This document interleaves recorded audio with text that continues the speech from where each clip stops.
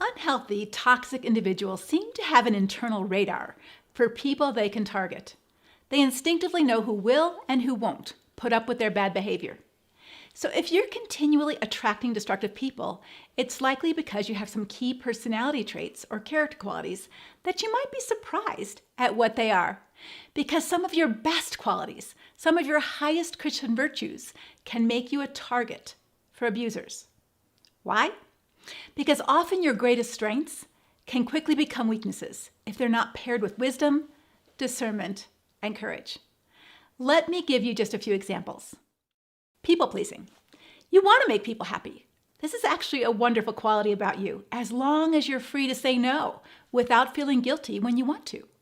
But if you can't bear the thought of someone being disappointed or angry with you, then you're in danger of being manipulated and used. Your strength can become a weakness. Loyalty.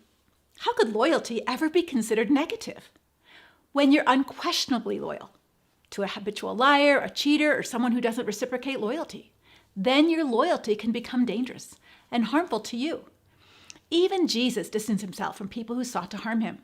He never called them friends, even when he was kind and helpful to them. Forgiving. Toxic people love a 70 times 7 forgiver. Why?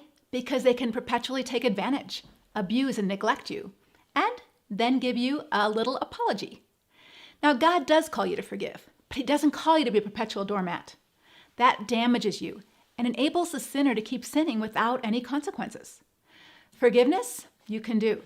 But remember, forgiveness doesn't automatically mean restored trust or restored relationship. How about forbearance? Another great virtue is to be forbearing and to overlook an offense. But ignoring habitual sin by pretending it isn't happening or refusing to call it out is dishonest. That's not biblical forbearance. It's being passive and afraid, because sometimes the right thing to do is to rock the boat with the truth. How about kindness? Yes, even the fruit of the Spirit can become a problem in some relationships, because kindness without any boundaries is a recipe for being used.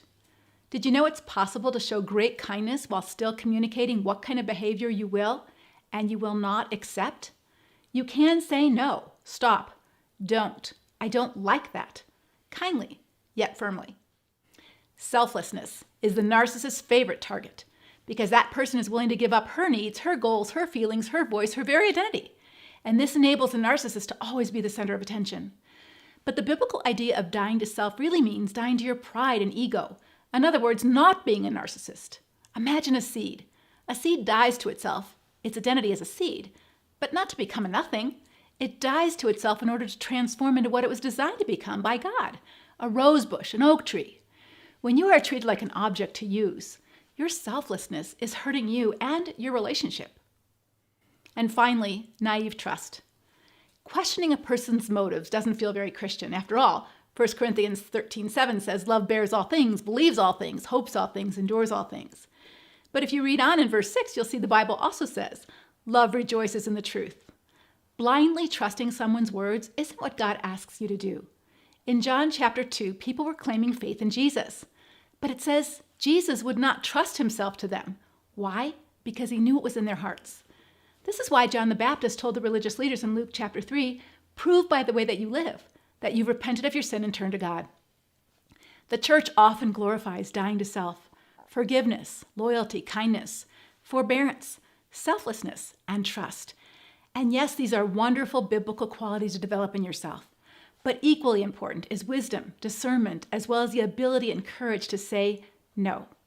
Being godly and healthy are not opposing virtues or values. We can and should learn to be both.